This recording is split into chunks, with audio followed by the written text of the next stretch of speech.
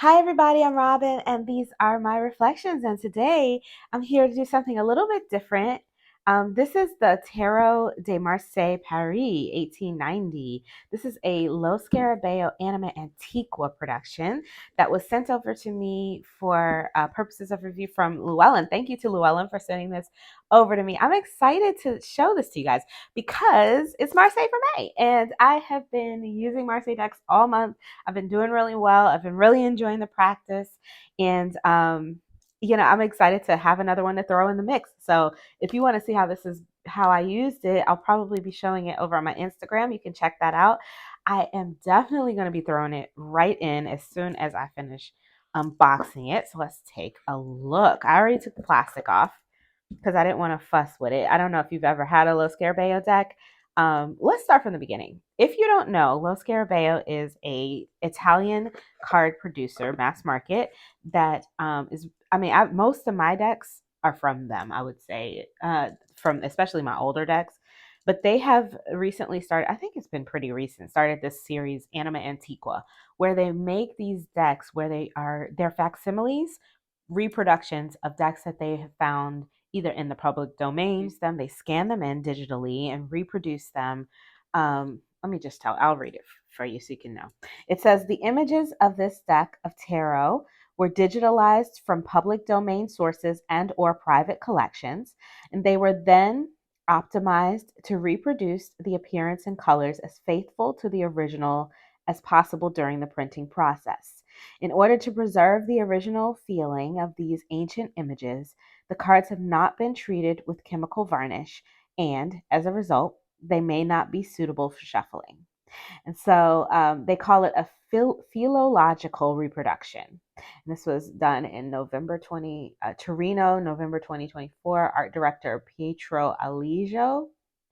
I'm not sure how to say that. Um, I'm not sure why this says November 2024 when we haven't gotten to November. I think they meant 2023 on that. So for these, they do come with a card, and my number is 3,451 out of 399. Now, I will say that I have bought them.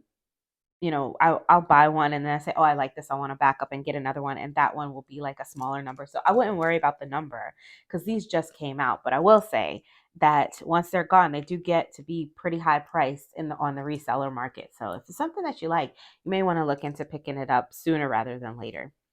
All right. So the little book, you get about 7 pages of English. This is produced in 6 languages, and you can see the languages there. So you only get 7 pages, but these little 7 pages are little gems because they tell you exactly what's going on with the history of the deck. So let's read it, shall we? I'm just going to read a little bit of it. I'm not going to read all 7 pages. So it says the titles and dates that were read on tarot decks do not always reflect their true origin because printers have sometimes played with the attributions, which then misled modern historians. This deck is a case in point. It is undoubtedly the Tarot de Bashan, given that the High Priestess and the Hierophant have been replaced by Juno and Jupiter. The oldest surviving deck with these characteristics is the one produced by Francois Harry, 1860 to 1746, a manufacturer from Switzerland. It is generally thought that his Tarot de Bashan, I think is how you say that, Besançon, I don't know, listen, my French is terrible. If it's going to bother you, skip ahead because for real, I know. I don't want to make anybody's ears bleed. I'm warning you now. My French is awful. The phonemes confuse me. Everything looks like English, but it sounds different. I can't do it. I haven't studied it. I only spent like 2 weeks in France, and that's the extent of my French knowledge. So it's not much. It says it was first produced in 1718, and that Juno and Jupiter were introduced to overcome the religious qualms of Catholic players. In the following years, a number of printers in the border regions between France and Switzerland and Germany produced tarot cards with the same characteristics, sometimes with small variations. And one of the leading production locations was the city of Besançon, Bourguignon, I don't know. I'm not even going to try it, which led to historians to using this name in the title for this model. Printers used to insert their name with the date of production on the two of coins, while the engraver's initials were placed on the front of the chariot. And this would seem to make it an easy task tracing the origins of each tarot, but with the deck being presented here, things are not so straightforward. The two of coins bears the words Arnaud 1748, and the front of the chariot has the initials VT. The 22 trump or major arcanum and the 16 court cards bear the signature BP Grimaud Paris. This is obviously Baptiste Paul Grimaud. Experts reckon the first publication was between 1891 and 1899, the year of Grimaud's death. Wow, that's interesting.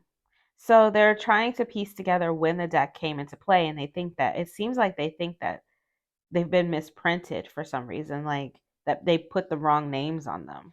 So it says, in any case, the restyling carried out by Lecourt did not revive the company's fortunes in 1891, and it was purchased by Grimaud, who readapted Lecourt's models. Inexplicably, the VT monogram seen on the front of the chariot in the tarot conver also appears on the same card in the Grimaud version. That deck was reproduced over a number of decades until 1930, when Paul Marchou, Grimaud's descendant, who had taken over the reins of the company, returned the Hierophant and High Priestess to their position and named it Antico Tarocco di Marsiglia, Ancient Tarot of Marseille, launching it to the Hall of Fame of the most beloved tarot cards of all time. Interesting. That was some interesting little information that you get in here. I didn't read it all, but still, every time I open one of these boxes, it's very interesting. Let's take a look at the cards. Here are the backs, very classic. I love them. And the cards are they're like a yellowish. They look like they've been yellowed, like they're old. And yeah, that's how they look. They definitely look digitized, like the coloring has been cleaned up here or something like that. I can see that some of the coloring is outside of the lines a little bit, but it definitely looks cleaned up. And I'm finding the BP Grimaud Paris stamping along the different parts of the card. So here's our magician. Here's Juno, who would be our high priestess. I love that. And the Empress, Emperor, and here's our Jupiter. Lovely. I only have one other deck that has Juno and Jupiter. It's just my one JJ Smith, a Swiss, one JJ Swiss. I have a copy for Make Playing Cards that was done by Vincent Petici. Beautiful coloring on it. I love it so much. May he rest in peace. I heard he passed away. I've really enjoyed his deck and his YouTube videos. I watched them a lot. He had a lot of great knowledge. So may he rest in peace. La Force, which is our strength card happening at 11 here. I love these little monkeys. We've got the Hanged Man, Unnamed Death card. This Marseille Death card always cracks me up with these people down here in the hands and stuff. The Temperance. Here's our Devil.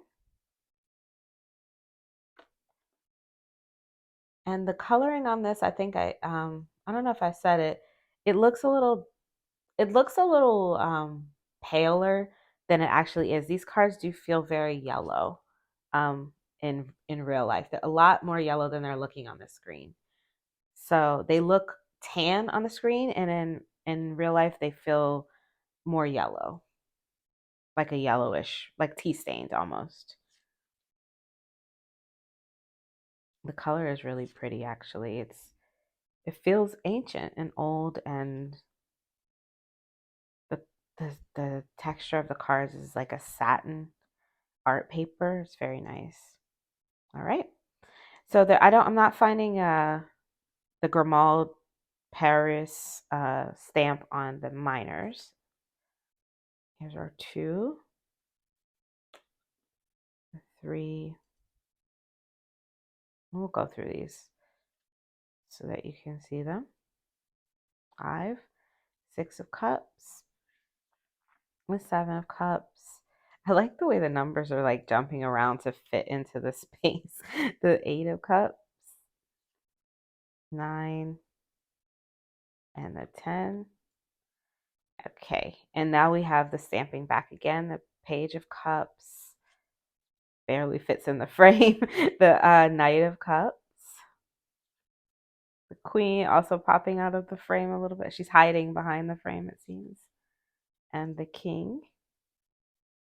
All right, now we're on to our coins, and the stamping goes away. And here is, it says 1748 Arnault, but I think it said in the book that they think that that was printed to, I don't know, trick somebody or something to keep from having to pay taxes or something like that. I forget what it said, but I was like, oh, okay, that's what we doing. Now everybody's confused. Like, all right, the 9, and here's our 10. Page of Coins, the Knight of Coins, the Queen of Coins, and the King of Coins. And we're on to our wands. Yeah, I wish I could show you the color of this more true. Um, it's like I said, it's more yellow for sure than it's showing in this video. And it's a bright day outside, so I don't know why they're showing up like this, but here we go.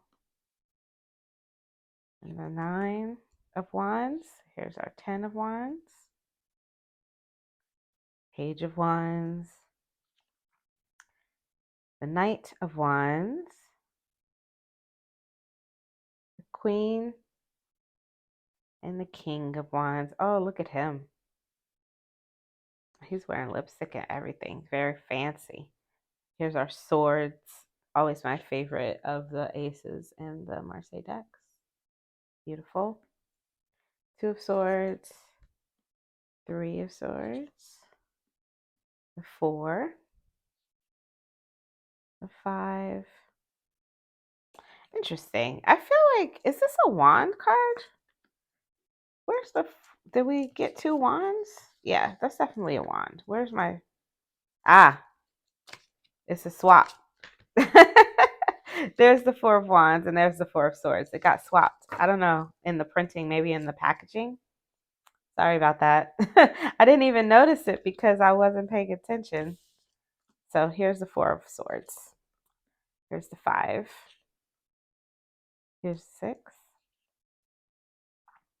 The 7. The 8 of swords. 9 of swords. And our 10.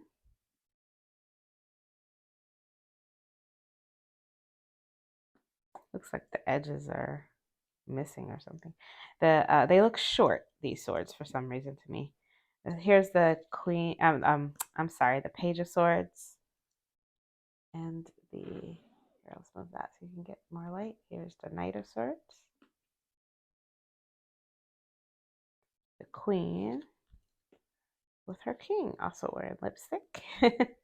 I like it. They look fancy like that. And there's the back up close. So I counted them. All the cards are here. I am going to give them a good shuffle. I know it says that they're not meant for shuffling, but I shuffle these decks all the time. They could get a little bow, but they shuffle just fine. It's a smoother cardstock than the regular Los Scarabeo. They feel the same, but without the coating, basically. Overhand. I think they shuffle like a dream. But if you're trying to keep them, you know, from being chipped or to keep them as like a collector's item, of course you're not going to want to shuffle them because there's no coating on them. And the fan. All right. So there's nothing to read in the guidebooks because the guidebook just says, has the history. There's no like the Page of Swords means this or the Page of Swords means that. So there's nothing there. But let's just take a look at them laid out so that you can see them. I love this. I think this is beautiful. The colors are much better now. Now it's looking like more true. I don't know what happened when I was zoomed in, but you couldn't really see the yellow, but now you can. You can see the yellows much better now. So this is closer to what they look like for sure. And I think that they're beautiful. They feel nice in my hands. And I cannot wait to get to start using these. I cannot wait. What should I pair them with? It's a traditional Marseille deck. I wonder. Oh, I got this new Oracle deck that I was pairing another traditional Marseille deck with. And I wonder how this one would pair. Let me get it. Let me get it. Let's see. I know this is not what people usually do when they unbox Marseille decks, but I don't know. If you're new here, I do what I want. So this is the Self Sorcery Oracle by Lisa Lister. I just got this in from Hay House a little bit ago, and I'm looking forward to reviewing it for you guys. I will be doing that soon, but I was using this with another one of my more traditional Marseilles, and it looked nice. So I was like, maybe this. Let's try. Let's see, shall we? All right, what do you guys think? 7 of coins with the 3 of wands, and let your heart be your compass. I like that with the compass and the 3 of wands because it's about like embarking on your journey towards your dream or your drive. This one, the 7 of coins, is about waiting, right? And maybe checking where your North Star is before you take off. Finding the North Star. Pleasure is your birthright with the 3 of cups and the 2 of cups. I like this. Yeah. And the colors are fun. I don't know. I was shocked when I put it with the other deck because the artwork on this is like the complete opposite of classical Marseille. But the coloring and something about the thick lines, I thought maybe it would go, and I loved it, and I actually love this as well. So yeah, I'm feeling this. Hey, so that's all I have for you guys today. This is the Tarot de Marseille Paris, the new Anima Antiqua release. They also have Mi Chianti. I think it's either out or it's coming. I forget which one it is. You have to take a look. Yeah, take a look at some of these, the ones that are still available. Um, I think I have the PN Santini. I have this one. I have the Soprafino. Um, I have the Vachetta. These are lovely decks. If you like historical Marseille decks or historical tarot decks in general, and each time I get one, I learn a little bit more from the guidebook because there's always a little bit of like that snippet, of information. It's fun to read about. So yeah, this is the new one. So as far as pairings go, I have some ideas of things I want to pair this with, but I'll save it I have a video coming at the beginning of June, probably around June 5th or June 7th, that is going to be like a wrap up of my Marseille for May, and it'll talk about some pairings as well. So if that pairing that I have in mind goes well, you'll see it. You'll see it in that video. So watch this space for that if that's something that you're interested in.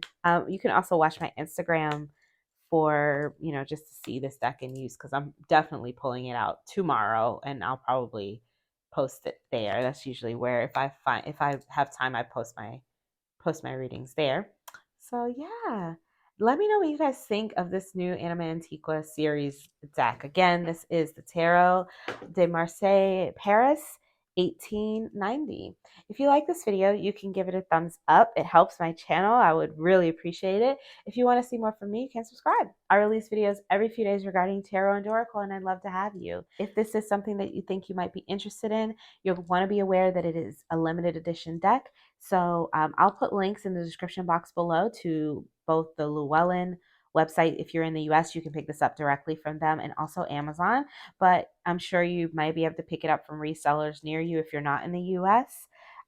But you're going to want to just be aware that this is a limited edition printing of this one. Until I see you guys next time, stay safe and be blessed. Bye-bye.